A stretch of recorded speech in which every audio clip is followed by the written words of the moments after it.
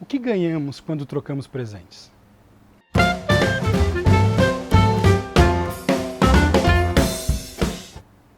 No Esquina do Pensamento de hoje, eu quero conversar com você um pouco sobre esse momento de fim de ano, que além de tantas atribuições e algumas atribulações políticas e sociais, uma outra tarefa começa a nos ocupar a agenda, que é a tarefa da compra e da troca de presentes para alguns de nós. Existe uma perspectiva que eu acho que é delicada nessa tarefa, que é do consumo, do exagero. Uma outra que é de pressão, quando a gente se vê obrigado a presentear sem ter condições de presentear. Isso é vivido por muitos pais e mães num momento de crise como a gente está passando agora. Mas a troca de presentes é um comportamento muito antigo e existe uma sutileza nessa troca que eu quero conversar com você nessa esquina.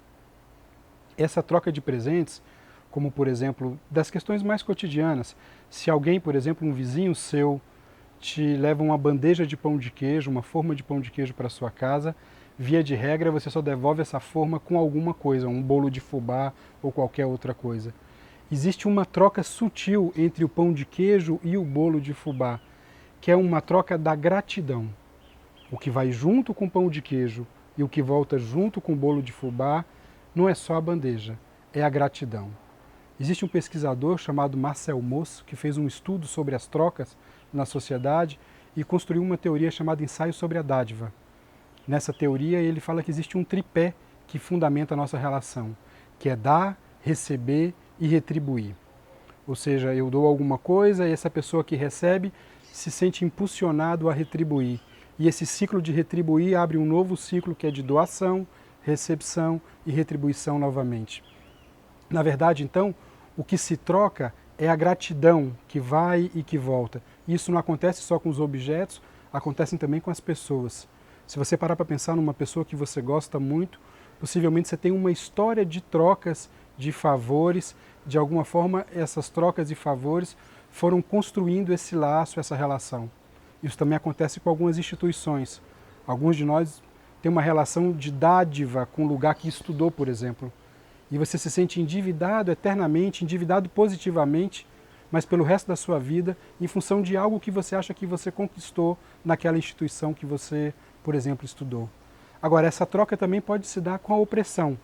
Quando, por exemplo, eu dou um presente de um valor muito alto que a pessoa não pode retribuir. É nessa troca eu vou oprimir a pessoa através do presente. Olha que interessante. E também ela se dá quando a troca ela se dá num desequilíbrio que o que você recebe é bem menos do que você esperava. Por exemplo, agora, esse debate sobre a aposentadoria. Depois de uma pessoa que contribuiu anos e anos para o país, o que esse projeto está querendo fazer é de uma retribuição muito aquém. Nesse tipo de troca, a mais ou a menos, você tem uma relação de opressão e de injustiça. Mas num outro tipo de relação, de troca, é que se dá essa teoria da dádiva, que vai alimentando esse laço social. Na verdade, nós não trocamos objetos, então, nós trocamos gratidão. E a gratidão cria um laço. Quando você, por exemplo, recebe um favor de alguém, você fala muito obrigado. Você se sente obrigado a retribuir. E a pessoa fala por nada, não por isso.